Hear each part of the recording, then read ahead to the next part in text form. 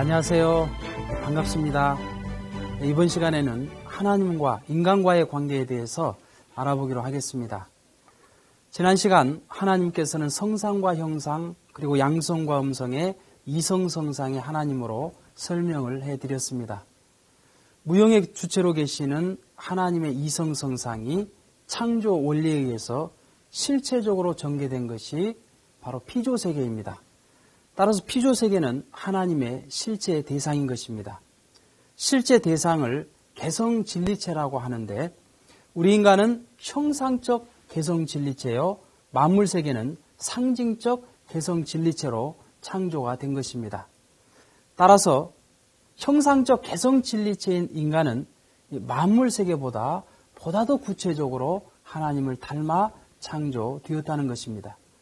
그리고 형상적 개성진리체인 인간은 이 만물세계가 가지고 있는 모든 요소를 총합해서 구비하고 있게 되는 것입니다. 예를 들어본다면 인간은 광물세계가 구비하고 있는 모든 요소들을 다 구비하고 있습니다. 광물세계는 초목이 있고 그리고 지각이 초목을 둘러싸고 있습니다. 지층이 있고 그 밑으로는 지하수가 흐릅니다. 암층이 있고 용암층이 있습니다. 우리 인간도 초목과 같은 체모가 있고 지각과 같은 피부가 있습니다. 그리고 지층과 같은 근육이 있고 지하수와 같은 혈관이 흐릅니다. 암층과 같은 골격이 있고 용암층과 같은 골수가 존재하고 있는 것이죠. 그리고 이 지구는 바다가 70%요, 육지가 30%이듯이 인간도 수분이 70%요, 고체가 30%입니다. 5대양 6대주로 되어 있는 것처럼 우리 인간은 5장육부로 되어 있습니다. 12개월 24절기로 되어 있는 것처럼 12갈비뼈 24마디로 구성되어 있는 것이죠. 그리고 식물세계가 구비하고 있는 모든 요소들을 인간은 구비하고 있습니다. 식물과 인간은 세포로 되어 있고 뿌리와 같은 위장이 있어서 영양분을 흡수하고 줄기와 같은 심장이 있어서 영양분을 공급해 줍니다. 잎과 같은 폐가 있어서 산소와 이산화탄소를 끊임없이 주고받고 있는 것이죠. 도관과 체관이 있듯이 동맥과 정맥이 인간한테는 흐르고 있는 것입니다. 그리고 동물세계가 구비하고 있는 모든 요소들을 다 갖추고 있습니다. 동물세계의 모든 조직과 기능을 갖추고 있으며 모든 동물의 발성 기능을 인간은 가지고 있기 때문에 동물의 모든 소리를 흉내낼 수가 있는 것이죠. 그리고 모든 존재의 형태와 곡선미를 인간은 갖추고 있기 때문에 화가는 최종적으로 아름다움의 극치를 인간의 나체를 가지고서 표현하게 되는 것입니다. 또한 천사세계가 구비하고 있는 모든 요소를 갖추고 있습니다. 천사는 영적인 존재이기 때문에 우리 인간도 영적인 요소로서 영인체를 구비하고 있게 되는 것입니다. 이처럼 인간은 소우주요, 만물을 총합한 실체상과 같은 존재가 되는 것입니다. 두 번째로 하나님과 인간과의 관계는 마음과 몸과의 관계와 같습니다. 고린도전서 3장 16절을 보게 되면 하나님의 거룩한 성전으로 인간을 표현하고 있습니다. 곧 하나님께서 성상으로 계시다면 우리 인간은 형상으로 존재하고 있습니다. 이 두 존재는 각각 원인과 결과, 주체와 대상, 종과 횡 등의 이 상대적인 관계를 맺고 있는 것이죠. 상대적인 관계란 뗄래야 뗄 수 없는 절대적인 그런 불가분의 관계를 말하는 것으로서 이것은 참 사랑의 관계인 것입니다. 우리는 좋아하면 사랑한다고 쉽게 말합니다. 그런데 싫어지면 금방 헤어져 버립니다. 이것은 참 사랑이 아닙니다. 하나님의 참 사랑은 무엇일까요? 그것은 죽어도 주었다는 사실 자체를 기억하지 않고 끊임없이 베푸는 사랑입니다. 기쁨으로 주는 사랑입니다. 억지로 주는 것은 참 사랑이 아니죠.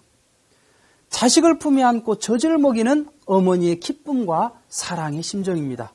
어머니는 자식에게 젖을 먹이면서 자기의 피와 살의 모든 영양분을 다 공급하면서도 기뻐합니다. 그것은 하나님의 사랑을 닮았기 때문인 것이죠. 무조건적으로 베푸는 절대, 유일, 불변, 영원적인 사랑인 것입니다. 조건이 없이 영원한 사랑인 것이죠. 그리고 공익성을 띤 무형의 질서요, 평화요, 행복의 근원이 참사랑인 것입니다. 이렇게 하나님과 인간이 참사랑의 관계라면 이 두 관계를 보다 더 밀접하게 말해줄 수 있는 그 관계는 어떠한 관계일까요? 바로 하나님과 인간과의 관계는 부모와 자녀와의 관계인 것입니다. 하나님께 이 우주의 중심이 무엇이냐고 한번 기도해 보십시오. 그러면 하나님께서는 이 우주의 중심은 나와 네가 부모와 자녀와의 관계다라는 답을 해 주실 것입니다. 여기에서부터 모든 우주의 비밀이 다 풀려나는 것입니다. 하나님께서 이 만물 세계를 창조하신 목적, 그리고 이 우주를 창조하신 목적은 우리 사랑하는 인간을 위한 사랑의 교제요, 사랑의 박물관이요, 사랑의 선물로 주신 것이다 하는 것을 깨닫게 되는 것입니다. 성서 66권의 그 핵심적인 내용이 무엇이냐? 그것은 하나님께서 우리 인간의 부모다라는 사실을 밝히는 내용인 것입니다. 그렇기 때문에 하나님과 인간과의 관계는 참사랑, 참생명, 참혈통의 관계인 것입니다.